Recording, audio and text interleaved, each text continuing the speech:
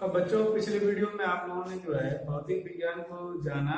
अब मैं आपको बताऊं कि भौतिक विज्ञान को जो है ना, अगर देखा जाए तो भौतिकी का जो कार्य है, कार्य क्षेत्र है, तथा इस कार्य क्षेत्र में किस तरह का नया रोमांच आता है, इसको जानने की अब आवश्यकता है।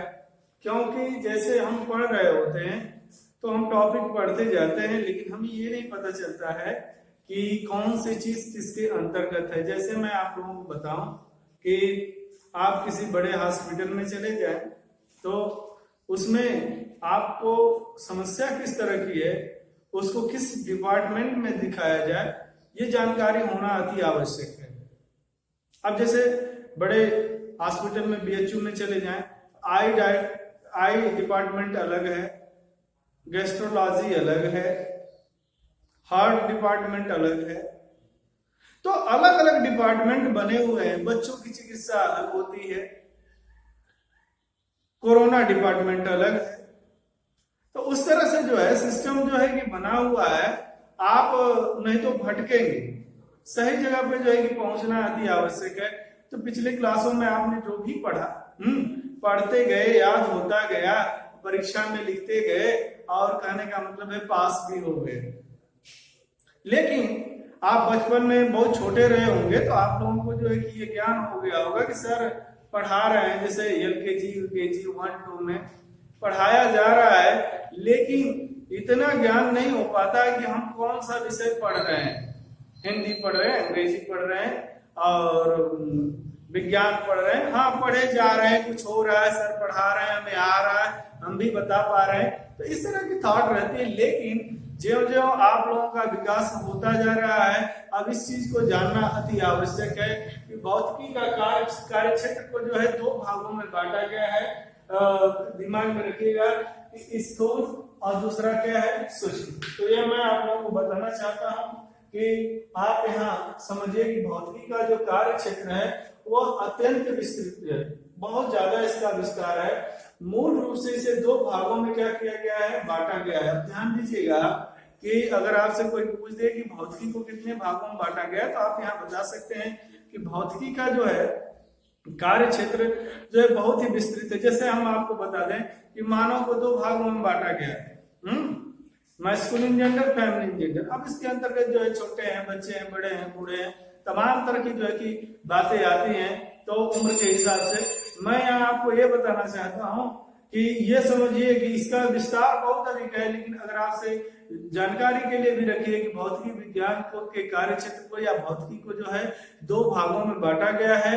पहला भाग है का नाम है बच्चों स्थूल, जिसे कहते हैं माइक्रोस्कोपिक, और दूसरा भाग है सूक्ष्म, जिसे माइक्रोस्कोपिक कहते हैं। अब हम आपको बताना चाहते हैं कि भौतिकी के स्थूल प्रभाव के अंतर्गत पार्थिव मन जो चीजें गुजर चुकी हैं, मतलब एक तरह से डेड हो चुकी हैं, वो निर्जीव हैं, तथा खगोलीय स्तर पे, खगोलीय स्तर का मतलब जैसे चंद्रमा है, सूर्य है, तारे हैं, तमाम तरह की गैलेक्सियां हैं, इसके अंतर्गत खगोलीय स्तर की परिघटनाएं क्या होती हैं, सम्मिलित होती हैं। और देखिए स्थूल भौतिकी को जो है हम की जो का सिद्धांत अगर जो है जिस पे आधारित है वो चिर सम्मत, चिर का मतलब जो पहले से जो चला आ रहा है, चिर सम्मत यांत्रिकी के सिद्धांत पर आधारित है स्थूल भौतिकी। जबकि सूक्ष्म भौतिकी के में जो है परमाणुविक, आणविक तथा नाभिकीय परिघटनाएं क्या होती हैं, सम्मिलित होती हैं। और यह क्वांटम यांत्रिकी पर क्या है, कहने का मतलब क्वांटम यांत्रिकी के सिद्धांतों पर क्या है, आधारित है। तो आप लोगों को एक तरह से जैसे स्टेप बाय स्टेप दिमाग में रखना होगा कि प्रश्न को इस तरह से ऑब्जर्व करना होगा कि भौतिकी को जो है 2 भागों में बांटा गया है, स्थूल भौतिकी है और क्या है, सूक्ष्म भौतिकी है। अगर स्थूल भौतिकी किसके का अध्ययन हम किस सिद्धांत पर करते हैं कि चिर सम्मत यांत्रिकी के सिद्धांत पर इसका अध्ययन किया जाता है, क्लासिकल मैकेनिक्स के अंतर्गत जो इसका अध्ययन किया जाता है, जबकि कर्ण सिद्धांत के पर अध्ययन किया जाता है। दूसरी चीज है सूक्ष्म भौतिकी का जो अध्ययन किया जाता है क्वांटम यांत्रिकी के सिद्धांत पर जो इसका अध्ययन किया जाता है। और दोनों में जो है क्या क्या चीजें हो सकती है, आप हमेशा दिमाग में रखिएगा कि स्थूल भौतिकी के अंतर्गत जो है जितनी भी निर्जीव चीजें हैं, खगोलीय स्तर की परिघटनाएं हैं, जो है सूर्य, चंद्रमा, और कहने का मतलब है कि तारे, नक्षत्र, इन सब के बारे में जब चर्चा उठे तो आपका दिमाग जो है वहां पे आ जाना चाहिए बच्चों कि हम पढ़ क्या रहे हैं। फिजिक्स पढ़ रहे हैं, लेकिन फिजिक्स का कौन सा पार्ट पढ़ रहे हैं? स्थूल भौतिकी। तो ये दिमाग में आपके रहना चाहिए। दूसरी चीज है कि जब आपको परमाणु, अणु और क्या है, कहने का मतलब है कि नाभिक, इन सब की चर्चाएं चलने लगे तो यह समझिएगा भौतिक विज्ञान में, ऐसे तो रसायन विज्ञान में आपने पढ़ा है, भौतिक विज्ञान में जब इसकी चर्चा चलने लगे तो ये समझिएगा कि हम जो है सूक्ष्म भौतिकी पढ़ रहे हैं। और स्थूल भौतिकी का जो प्रिंसिपल है वह चीज सम्मत यांत्रिकी के सिद्धांत पर आधारित है, जबकि हमारा जो है सूक्ष्म भौतिकी का जो सिद्धांत है वो क्वांटम सिद्धांत है। तो यह चीज आपको जाननी होगी। अब मैं आपको बताने जा रहा हूँ चीज सम्मत यांत्रिकी की शाखाएं। पहली शाखा है हमारे यांत्रिकी, मैकेनिक्स, है ना। मैकेनिक्स के अंतर्गत जो है हम करते क्या है कि द्रव्य के नियमों का अध्ययन किया जाता है, और इसके अंतर्गत न्यूटन के गति के नियम और क्या है गुरुत्वाकर्षण के नियमों को के बारे में हम जानेंगे। इस पे आधारित है यह। इसमें रॉकेट का नोदन, जैसे रॉकेट ऊपर जाता है, पिंडों की साम्य अवस्था एवं उनकी गति का अध्ययन किया जाता है। इसी शाखा में हम जो है द्रव्यमान के बारे में पढ़ेंगे, जड़त्व के बारे में पढ़ेंगे, बल के बारे में पढ़ेंगे, ऊर्जा के बारे में पढ़ेंगे, शक्ति के बारे में पढ़ा जाएगा, बल, आघूर्ण आदि भौतिक राशियों की अवधारणा की व्याख्या इसी यांत्रिकी के अंतर्गत किया जाता है। तो जब हमारा स्टूडेंट ये चीज जानेगा, समझेगा कि हाँ हम पढ़ रहे हैं इसमें चीज सम्मत यांत्रिकी में चीज सम्मत यांत्रिकी के बारे में जानने जा रहे हैं, तो हमें अगर पढ़ाया जा रहा है ऊर्जा या बल या शक्ति, तो ये सब चीजें आती किसके अंतर्गत है, तो ये आपको जानना चाहिए कि ये यांत्रिकी के अंतर्गत है। दूसरी चीज है थर्मोडायनामिक्स, उष्मागतिकी।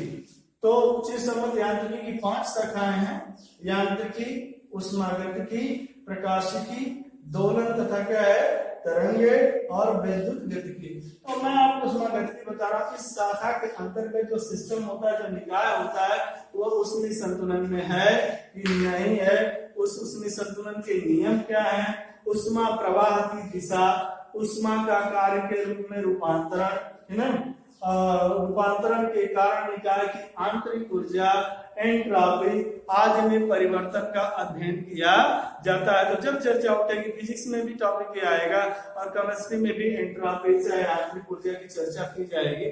तो ये चीजें आपको जानना पड़ेगा कि हम जो है कि किसके अंतर्गत भौतिक विज्ञान की चीज सम्मत यांत्रिकी के जो है उष्मागतिकी के अंतर्गत यह चीजें जो है कि हम पढ़ रहे हैं। फिर है प्रकाशिकी। इस शाखा के अंतर्गत जो है प्रकाश पर आधारित परिघटनाओं का अध्ययन किया जाता है। जैसे प्रकाश आप लोगों ने हाई स्कूल में भी पढ़ा होगा। हाई स्कूल में जो है आपने प्रकाश पर आधारित घटनाएं जैसे परावर्तन पढ़ा और अपवर्तन पढ़ा है। 2 चीजें आपने पढ़ा है, परावर्तन और क्या है अपवर्तन। प्रकाश से संबंधित बहुत सारी घटनाएं होती हैं, परावर्तन है, अपवर्तन है, विवर्तन है, ध्रुवण है, व्यतिकरण है ना। इन सभी घटनाओं का अध्ययन जो है हम प्रकाशिकी के अंतर्गत करेंगे।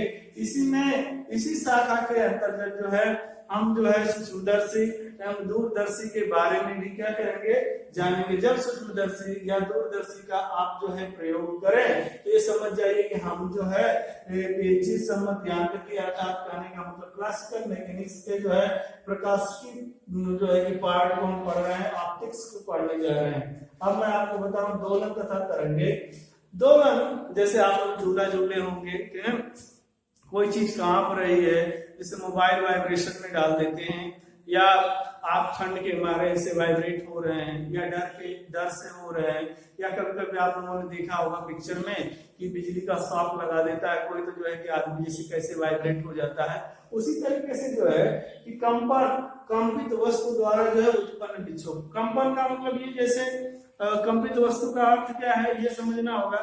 जैसे तालाब में जल है, तो जल जो है, जल में अगर जो है कि आप पानी, जल में जो है कि अगर पत्थर का टुकड़ा अगर फेंकते हैं तो पूरे जल में हलचल सी मच जाती है, अगर आप देखेंगे तो, अर्थात उसमें लहरें उठना प्रारंभ हो जाते हैं। लहरों के उठने से आप यह कह सकते हो कि कंपित वस्तु कौन हुई, जल। और जो लहरों में जो है, जो लहरें उठ रही जो एक तरह का डिस्टरबेंस है, उसी को हम विक्षोभ बोलते हैं। तो विक्षोभ उत्पन्न होता है, और कहने का मतलब ये है कि कंपित वस्तु द्वारा जो विक्षोभ उत्पन्न किया जाता है। तरंग के क्या है, संचरण के बारे में कि तरंग कैसे आगे बढ़ती है, इसका हम अध्ययन करते हैं। इसके अंतर्गत दोलन तथा क्या है, तरंगे, ये सब लेसन आपको मिलेंगे आगे पढ़ने के लिए। तो पांचवा हमारा पॉइंट है वैद्युत गतिकी।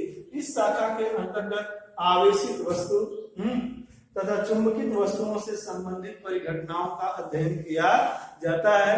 या चीज सम्मत यांत्रिकी की वह शाखा जिसके अंतर्गत आवेशित वस्तुओं तथा चुंबकित वस्तुओं के से संबंधित परिघटनाओं का अध्ययन किया जाता है, उसे हम क्या कहते हैं, वैद्युत गतिकी।